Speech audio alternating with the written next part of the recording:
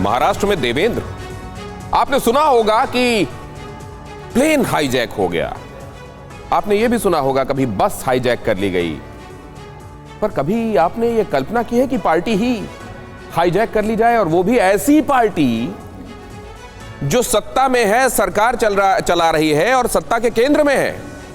महाराष्ट्र में कुछ ऐसा ही सियासी भूचाल आ चुका है। नमस्कार, मैं हूं दिनेश गौतम। आज की अड़ी में बात इसी राजनीतिक बवंडर की होगी। रातों रात एकनाथ शिंदे ने शिवसेना के विधायकों को सूरत पहुंचा दिया और फिर वहां से गुवाहाटी।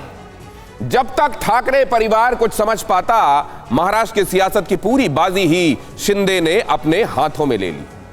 कैसे, आज सब समझाएंगे और साथ ही बताएंगे कि अगर शिंदे ना माने तो उद्धव को कुर्सी छोड़नी ही पड़ेगी।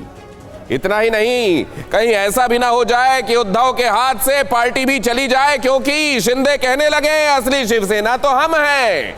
खास मेहमानों के साथ अड़ी की शुरुआत करूं, उससे पहले उद्धव की सियासी कुंडली में आए बवंडर पर बड़ी खबर आपके सामने।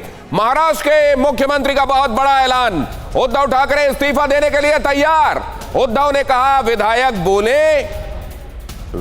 बोले तो इस्तीफा दे दूंगा। उद्धव ठाकरे बोले मैं इस्तीफा लिख रहा हूं। शिंदे ने उद्धव को सामने आकर बात करने के लिए कहा। उद्धव की अपील, मेरे साथ गद्दारी न करें शिव सैनिक।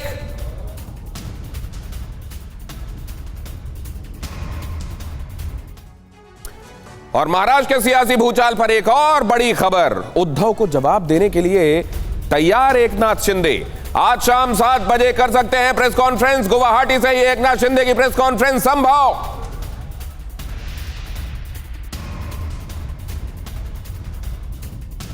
एकनाथ शिंदे की गुवाहाटी में शाम 7 बजे, अब से ठीक 1 घंटे बाद प्रेस कॉन्फ्रेंस।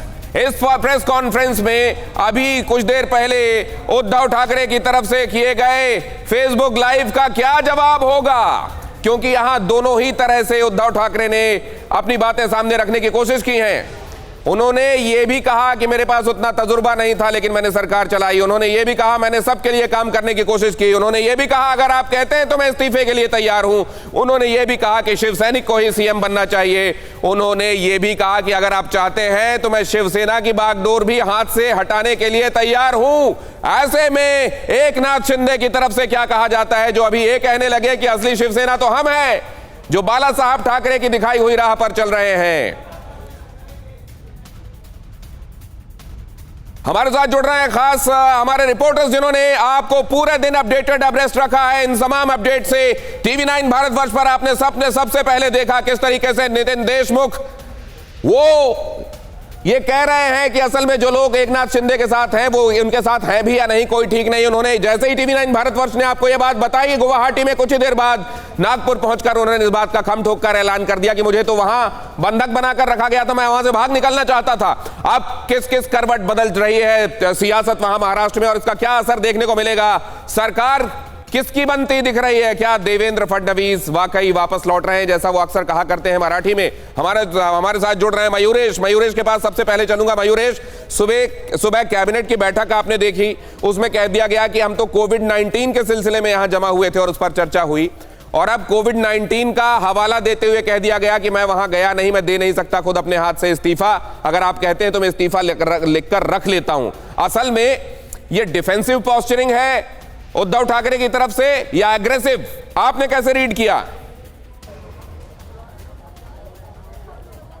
ये इमोशनल है दिनेश, क्योंकि उनके पास अब यही एक हथियार है, या हम कहें यही एक टूल है जिसको वो इस्तेमाल कर रहे हैं। क्योंकि शिवसैनिक जो है जितने अग्रेसिव दिखते हैं उतने ही इमोशनल रहते हैं।